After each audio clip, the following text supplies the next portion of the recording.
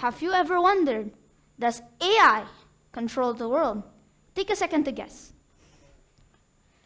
Well, actually, it partially does, but not in the way you'd expect. You see, the daily apps we use like Instagram, TikTok, or YouTube all have AI in them. But it's not like all these chatbots or other stuff. No, it's more algorithm-based. You see, let's say you like content about cats and dogs. You want to see more content about cats and dogs. So the AI understands that you like cats and dogs. So when you're scrolling down, it searches videos for cats and dogs that are best for you to watch. Well, also, there's a lot of things we use in our daily lives that we don't realize is AI, like Google Maps if we want to search for directions, or ChatGPT for answers and if we want to learn, etc. With all of this in mind, how do we be a human in AI ages? Hi, I'm Ali, and in this TED Talk, I'm going to be telling you how to be a human in AI ages. AI has been rapidly advancing across the world. It is actually advancing at an alarming rate. Back in the 2010s, a minority of the world owned a smartphone, and it was only like about 10%.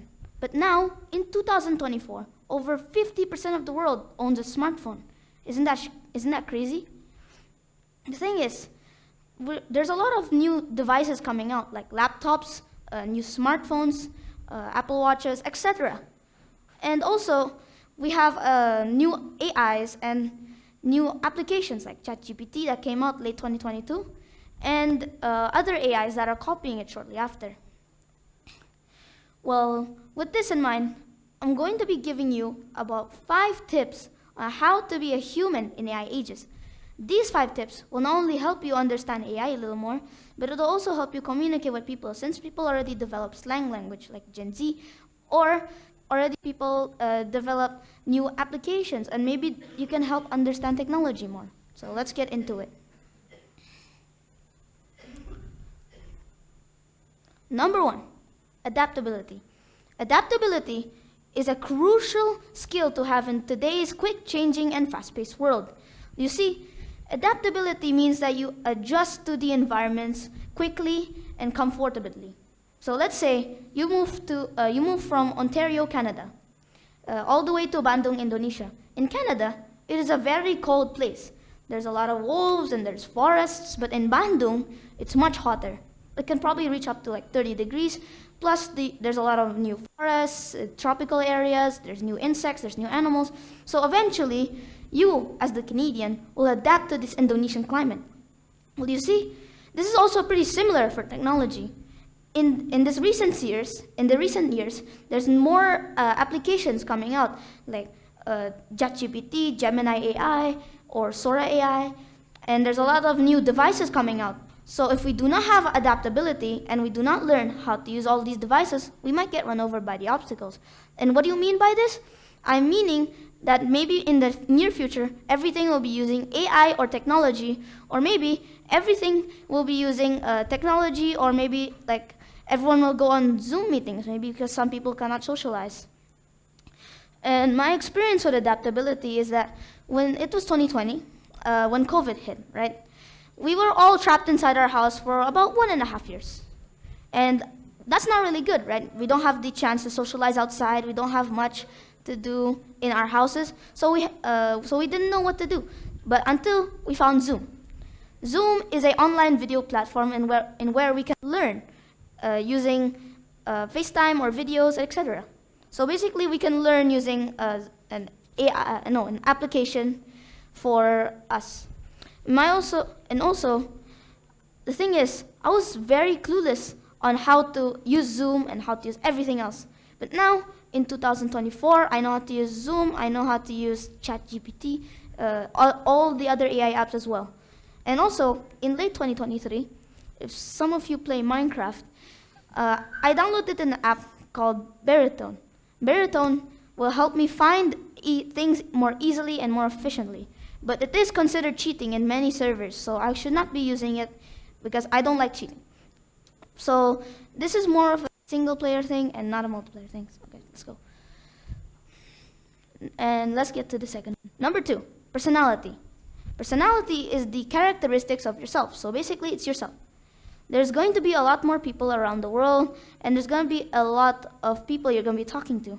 And some of these people are more sensitive than others. Some can be more offended easily than others. So basically, let's say you make an offensive joke about someone's nationality. You might find that funny, right? Maybe some of you might find funny, maybe you want to laugh about it. But the other people that you're joking about might get offended and start bashing you like Twitter warriors. And you don't like that. You don't want to get into arguments for like absolutely no reason. So basically, sometimes you guys can make offensive jokes to other people, and because we have many apps that we can communicate from all around the world, like Twitter, Reddit, Quora, TikTok, etc. We can communicate with everyone around the world, and if you say something offensive, and so people will start bashing you. So basically, what I'm trying to say here is that some people can get offended from what you say. So what I suggest is try to get a good personality and try not to be rude to others. So I developed this thing called CPA, which means cooperative, patient, and assertive. So these are the three personalities I suggest you have. Cooperative, meaning you guys can work together efficiently and easily. Patience, meaning that you can wait, you can actually wait because everything takes time to succeed. And number 3, assertive, meaning you can do people's commands, but not every single command because you don't want anyone using you. Well, my experience with personality is that in 2020, I was a very rude person. I was a very rude person, and I made very bad jokes. So many people didn't want to be friends with me. So when it was 2021 to 2023, I became a nicer person. But people started using me on a daily basis, and I don't really like that. So now I have an assertive personality, which means that people can do commands for me, but not every single one, because they will not get used. So yeah. The third tip here I'm going to be telling you is to be careful with the presence of AI. Why am I saying this? Because for AI, for the computers, there's going to be like computers and all that stuff. So we have to be more careful. So like basically ChatGPT. ChatGPT is like a knowledge store, but there's no prices. You can learn anything, most random topic or the most traumatizing topic. You can learn it in mere minutes. You can learn about the most interesting topics. So basically, what I'm saying here is ChatGPT is more of a store for knowledge, but the thing is, it's not really good. So some people will be using this ChatGPT for bad purposes. Maybe like watching YouTube videos too often, or maybe doing homework more, doing homework to cheat more, and also worse for the worse, hacking. So there's 2 types of people that use AI for a bad purpose, technically. The first one is not really a bad thing. It's more like a thing that hinders your productivity. The ones who use AI to watch videos over and over again. So basically, there's YouTube and all these other apps. Basically, they have AI for you to scroll. And technically, you're using the AI because when you're scrolling, it finds the best videos for you. This is not really a bad thing, but this is more of a thing that applies to Gen Alpha. Not all Gen Alphas are like this, let me just tell you that. Just some Gen Alphas. Because for many videos I've seen on Instagram, TikTok, YouTube, all of these Gen Alphas I see on the videos are watching stuff on their iPads, or they're not like going outside, they can't socialize. But some of them were born during the pandemic. The pandemic is when we couldn't socialize for 1.5 years, so they were stuck in their house. So we don't really blame them. But for the second one, which is far worse, the ones who use ChatGPT to cheat, or any other AI app. These people use AI to cheat on their tests, homeworks, or exams. These people can technically just go to ChatGPT, type in their question, and then get an answer in mere minutes and copy-paste. But the thing is, they aren't really learning anything, because the thing is, there's a lot of people that could use this for a really bad thing. Maybe like job applications. And what if their AI shuts down for example? What happens? Basically, maybe they could like lose their privileges of the AI, and that's not really a good thing, because they will be screwed, because after a bit they have nothing to be they have learned nothing. So basically, what I'm saying here is do not use the AI do not rely on the AI to help you on homework or help you on other stuff. So let's get into this fourth thing, but I'm going to tell you my experience with it. So basically, some people can use AI for a bad purpose, but AIs make mistakes, kind of like us. So when I was playing chess with this AI a while ago, ChatGPT, it made a lot of mistakes.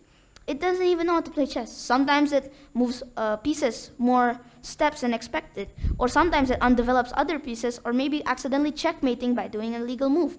You see, AIs can do mistakes, kind of like us, but not in. It's kind of like more of a rare thing because AIs don't really show their mistakes into the public. They do make mistakes, but it's like an extremely rare occasion. Number 4, being collaborative with machines. Why am I asking this? It might sound ridiculous, but it's probably a good thing because let's say you want to make a product, maybe a rocket, for example, but you don't know the materials required for the rocket. You don't know the aspects behind it or whatever, right? But you can ask the AI to help you out. The AI can help you calculate the amount of materials. It can help you with the physics, with the math, basically being the nerd. And you can be the one designing the product and actually finalizing the product, making the product, and selling the product. So basically what I'm saying here is the AI is more of a left brain and you are more of a right brain. Together, it makes an outstanding combination. And for the last one, and probably the most important one, protect your virtual privacy. It's not all those videos that are like, oh, protect your password, or oh, protect your email. No, it's much more complicated than that. You see, remember when I told you that AI is getting way more advanced and some people can use it for bad purposes? Yeah, it's applying here right now. Basically, some people can use AI for hacking or even leaking an IP address. How, you may ask? Maybe they can find a photo of you and then use Google Earth or use the AI to brute force and find your location and leak it to the public. You don't want that. You don't want people to find your location and then order pizzas in your house for like every single minute. You don't want that. You don't want pizzas. But the thing is, the photos that you take sometimes can reveal a location. Some people are going to be like, oh, whoa, what a nice photo. But hackers are not going to be like that. They're not going to be like, what a nice photo. I want to go there someday. No, they're going to be like, I'm going to hack this place. I'm going to find this location and then leak it to the public. So basically, I have a 3-step guide on how not to get hacked. Number 1, don't take photos of places that are too revealing, like your location of the house or any other location. Number 2, keep a low profile on social media, unless you're a celebrity. Try not to take a lot of photos that reveal your location, or as well, maybe even reveal your place, maybe so people can find the area and easily hack it. And number 3, don't show your passwords on emails to anyone. That is an important thing to protect, and only give out your passwords or emails to trusted people. So my TED Talk here is not to be using AI. AI is a very powerful tool that we can use. It's not an absolutely bad thing. It's just some people that use it for a bad thing. Well, the thing is, I hope these 5 tips can help you be a star in AI ages, or at least be a human. So thank you again for sticking through my TED Talk.